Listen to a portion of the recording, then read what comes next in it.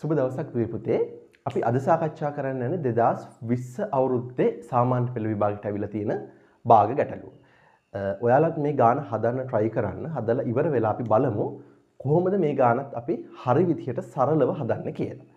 එතකොට පුතේ මේ මම කියලා තිනවා භාග ගැටලුවක් හරියට පැටලෙන්නේ නැතුව හදන්න තියෙන පහසුම ක්‍රමය තමයි අපි රූප සටහනක් එක්ක භාග ගැටලුවට යන එක කියලා. අපි මේ ගානටත් රූප සටහනක් එක්ක ගිහිල්ලා බලමු කොහොමද මේක පහසුවෙන්ම විසඳගන්නේ කියලා. හරි. දැන් මේක පුතේ ගාන චුට්ටක් ඔයාලත් කියව ගන්නකො. මේක කියනවා ධාරිතාව ලීටර් 5ක් වන වාජනයක් පැණිබීම වලින් සම්පූර්ණයෙන් පුරවලා තියෙනවලු. ඒකෙන් 10න් 3ක ප්‍රමාණයක් සංග්‍රහ කරන්න පාවිච්චි කරා කියලා කියනවා. හරි. අපි මේකට රූපයක් එක්ක යමු. දැන් බලන්න මෙහෙම මෙන්න මෙහෙම වාජනයක් තියෙනවා. මම මේක 10ටම බෙදා ගන්නවා. මේකේ ලොකු ගාණක් නෙමෙයිනේ. එකයි.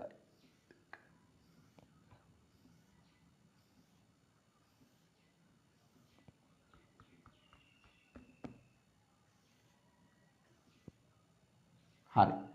ඔන්න වාජනේ මම කොටස් 10කට බෙදාගත්තා. මේකේ කැපැසිටි එක ලීටර් 5යි. ලීටර් 5යි කියලා කියනවා මේකේ ධාරිතාවය. ලීටර් 5 කෑන් එකක් කියලා හිතා ගන්නකො. මේකෙන් 10න් 3ක ප්‍රමාණයක් සංග්‍රහ කරන්න පාවිච්චි කළාලු. ඔන්න මේ උඩම ටිකනේ ගන්න. අපි මේ ටිකම මාක් කරන්න. මෙන්න මේ 10න් 3 සංග්‍රහ කරන්න ගත්තලු.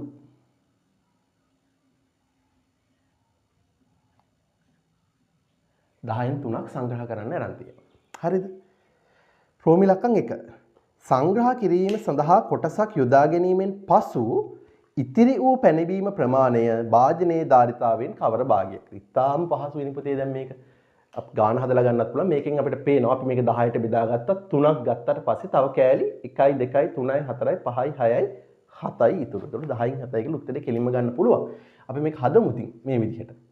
මුළු ප්‍රමාණය 10න් 10 නම් ඒකෙන් 10න් 3ක් පාවිච්චි කළාට පස්සේ ඉතිරි වෙනවා 10න් 7ක්.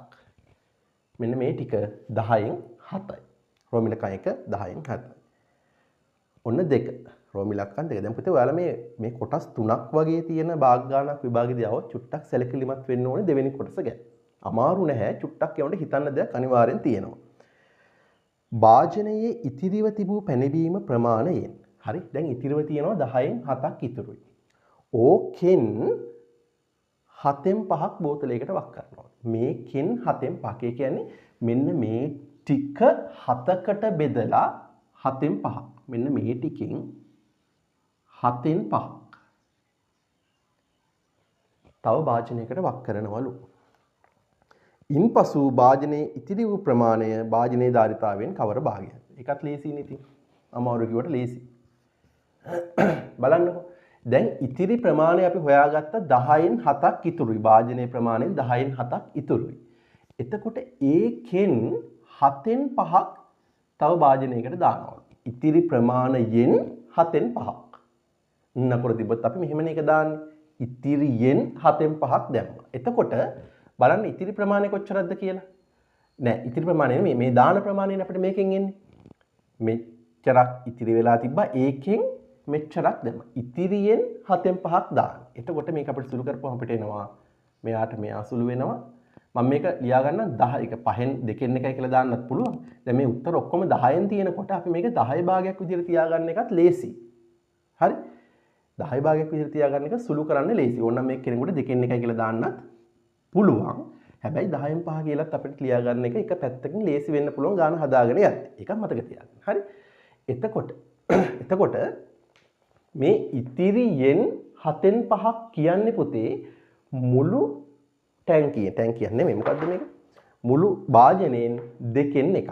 ඉතිරියෙන් 7න් 5ක් කියන්නේ මුළු වාජනයෙන් 2න් 1ක්. තමයි වෙන එකට මෙයාලා වක් කරන්නේ. එතකොට බලන්න කියන කතාව දැන් මුළු වාජනයෙන් 10න් 3ක් සංග්‍රහ කරන්න පාවිච්චි කළා.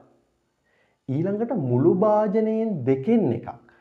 එහෙම නැත්නම් 10න් 5ක් වෙනත් වාජනයකට දැම්මා. අපෙන් අහන්නේ ඉන්පසු වාජනයේ ඉතිරි වූ පැණිබීම ප්‍රමාණය වාජනයේ ධාරිතාවෙන් කවර භාගයක්ද? දැන් බලන්නකො පුතේ. මේ රෝමිලක්කම් 2 අපි ඉන්නේ. දැන් සංග්‍රහ කරන්න පාවිච්චි කරලා තියෙනවා 10න් 3ක්. හරිද? වෙන භාජනයකට දාලා තියෙනවා 10න් 5ක්. මම මේකයි කිව්වේ මේ 10 භාගයක් විදිහට තියන් ඉන්න එක අපිට පහසු වෙන්න පුළුවන් ගාන හදද්ද කියලා. හරි. තුල්්‍ය භාග නෙවෙයි. සමාන හින්දා අවුලක් නැහැ. එතකොට 10න් 8ක් මේ මුළු භාජනයෙන් 10න් 8ක ප්‍රමාණයක් දැන් මේක ඇතුලේ නැහැ. 10න් 3ක් සංග්‍රහ කරන්න දුන්නා 10න් 5ක් වෙන භාජනයකට දැම්මා. එතකොට 10න් 8ක ප්‍රමාණයක් දැන් මේක ඇතුලේ නැහැ. අහන්නේ භාජනයේ ඉතිරි වූ පැණිබීම ප්‍රමාණය ධාරිතාවෙන් කවර භාගයද? දැන් 10න් 8ක් කියන එකත් අපිට ඕන මාක් කරන්න 3ක් ගිහින් දෙනවා 4 5 6 7 8. මෙන්න මේ ටික. ඔන්න ඔච්චරක ප්‍රමාණයක් දැන් නැහැ. උඩ ටිකක් නැහැ මේ ටිකක් නැහැ. 10න් 8ක් කියලා අපිට ආවනේ. එතකොට ඉතිරි ප්‍රමාණය අපිට ගන්න පුළුවන් 10න් 8ක් අඩු කරගපුවාම දැන් මේකේ තියෙන්නේ 10න් 2යි. භාජනයේ ධාරිතාවෙන් 10න් 2ක ප්‍රමාණයක් තමයි දැන් අර යටම කට්ට දෙක විතරයි ඉතුරු වෙලා තියෙන්නේ. මේ වැඩ දෙක කළාට පස්සේ සංග්‍රහ කළා 10න් 3ක වෙන භාජනයකට දැම්ම 10න් 5ක්. ඒතකොට ඉතුරු වෙලා තියෙන්නේ දැන්ට 10න් 2යි. හරි? ඔන්න රෝම ඉලක්කම් දෙකත් අපි කළා. ඊළඟට 3. ඔන්න බලන්න. හරි? දැන් එම භාජනයේ අඩංගු පැණිබීම ප්‍රමාණය දැන් තියෙන්නේ කොච්චරද? දැන් තියෙන්නේ මෙන්න මෙච්චරයි තියෙන්නේ. මෙන්න මෙච්චරයි දැන් බීම තියෙන්නේ. ඔච්චරයි බීම තියෙන්නේ. භාජනයේ ධාරිතාවෙන් හරි අඩක් වන තෙක් භාජනයේ තව පැණිබීම වක් කරන ලදී. හරිද? දැන් තියෙන බීම ප්‍රමාණය 10න් 2යිනේ. මේක භාජනයේ ධාරිතාවෙන් හරි අඩක් වෙනකන් භාගයක් වෙනකන් පැණිබීම වක් කරනවලු. එසේ භාජනයට වක් කරන ලද පැණිබීම ප්‍රමාණය ලීටර් වලින් දක්වන්න කියලා කියනවා. දැන් පුතේ බලන්නකෝ කතාව. දැන් මේකේ බැලන්ස් එක තියෙනවා 10න් 2ක්. හරිද? ඔන්න බලන්න රූප සටහනේ තියෙන ප්‍රයෝජනෙ. හරි? 10න් 2ක් මුළු භාජනයෙන් 10න් 2ක් ඉතුරුයි. දැන් ඔයාලා දැනගන්න ඕනේ මේකෙන් මේ භාජනයෙන් භාගයක් කියන්නේ කොච්චරද? 10යි. භාජනයෙන් භාගයක් කියලා කියන්නේ භාජනයෙන් භාගයක් කියලා කියන්නේ 10න් 5ක්නේ. 10න් 5ක්. එතකොට 1යි 2යි 3යි 4යි 5. මෙන්න මේ මට්ටමට අපි පුරව ගන්න ඕනි භාජනයෙන් භාගයක් වෙන්න නම්. 10න් 2ක් තියෙනවා 10න් 5ක් වෙන්න මෙන්න මේ මට්ටමට පුරව ගන්න ඕනේ. එතකොට කොච්චරක් පුරවන්න ඕනේද? හරි? 10න් 2ක් තියෙන එකක් 10න් 5 වෙනකම් පුරවන්න නම් හරිම සිම්පල් නේ වැඩේ. 10න් 3ක් තව පුරව ගන්න ඕනේ. 10න් 3ක් පුරව ගන්න ඕනේ. ඔන්න ඕක පැහැදිලි කරගත්තා නම් පුතේ මේක හරිම ලේසියි. හරි? 10න් 2ක් තියෙනවා භාගයක් කියන්නේ 10න් 5යි. ඒකට එන්න 10න් 3ක් තව පුරව ගන්න ඕනේ. 10න් 3ක් කියන්නේ කීයද කියලා අපි දැන් හොයාගත්තා නම් හරි. එච්චරයි කරන්න තියෙන්නේ. හරි? දැන් අපිට දීලා තියෙනවනේ ටැංකියේ කැපැසිටි ටැංකියේ ධාරිතාව ලීටර් 5යි කියලා. ටැංකියේ ධාරිතාවේ ලීටර් 5යි. හරිද? එතකොට මම මෙතනින් හදන්නම්කෝ. ටැංකියේ ධාරිතාව ලීටර් 5යි. එතකොට පුතේ මුළු ටැංකිය කියන්නේ මේ රෝම ඉලක්කම් 3 හරි? 10න් 10ක්නේ. කොටස් 10න් 10ක් කියලා කියන්නේ ලීටර් 5යි. ඒ කියන්නේ මිලිලීටර් වලින් අපි හදාගමු ලේසියට. මිලිලීටර් 500යි. ටැංකියේ මුළු ප්‍රමාණය 500යි නෙමෙයි. මිලිලීටර් 5000යි. එතකොට 10න් 10ක් කියන්නේ මිලිලීටර් 5000යි නම් 10න් එකක් කියන්නේ කීයද? 10ක් කියන්නේ 5000 නම් එකක් කියන්නේ කීයද කියලා අපිට කෙලින්ම ගන්න පුළුවන්. 5000 බෙදනවා 10යි. උත්තර එනවා මිලිලීටර් 500යි කියලා. 10න් 10ක් කියන්නේ මිලිලීටර් 5000යි නම් 10න් එකක් කියලා කියන්නේ මිලිලීටර් 500යි. අපි හොයන්න ඕනේ කොච්චරද මේ වැඩිපුර දාන්න ඕනේ ප්‍රමාණයනේ. වැඩිපුර දාන්න ඕනේ 10න් 3ක්.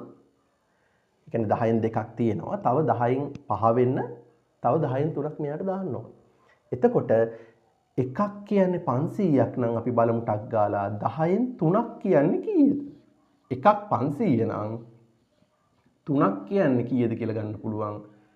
මිලිලීටර් 1500. හැබැයි අපෙන් උත්තරේ අහන්නේ ලීටර් වලින් නේද? ඔව්නේ. අපිට මේක දාන්න පුළුවන් ලීටර් 1.5යි කියලා. ලීටර් 1.5ක් තව මේකට දැම්මනම් හරියටම ප්‍රමාණය භාගයක් වෙනවා. භාජනෙන් භාගයක් පිරෙනවා ලීටර් 1.5ක් දැම්මම. හරි. එතකොට පුතේ මේකෙත් ඔයාලා තේරුම් ගන්න ඕන දේ තමයි පැහැදිලිව රූප සටහනක් ඇඳ ගන්න. රූප සටහනේ දත්ත ටික මාක් කරගන්න. එතකොට මේක වරදින්නේ නැහැ. මේ කතාව හරි පැහැදිලි වෙනවා ඔයාලට. හරි. එතකොට අපිට මේකේ අන්තිම උත්තරේ විදිහට හම්බ වෙනවා මිලිලීටර් 1500යි එහෙම නැත්නම් ලීටර් 1.5යි කියලා.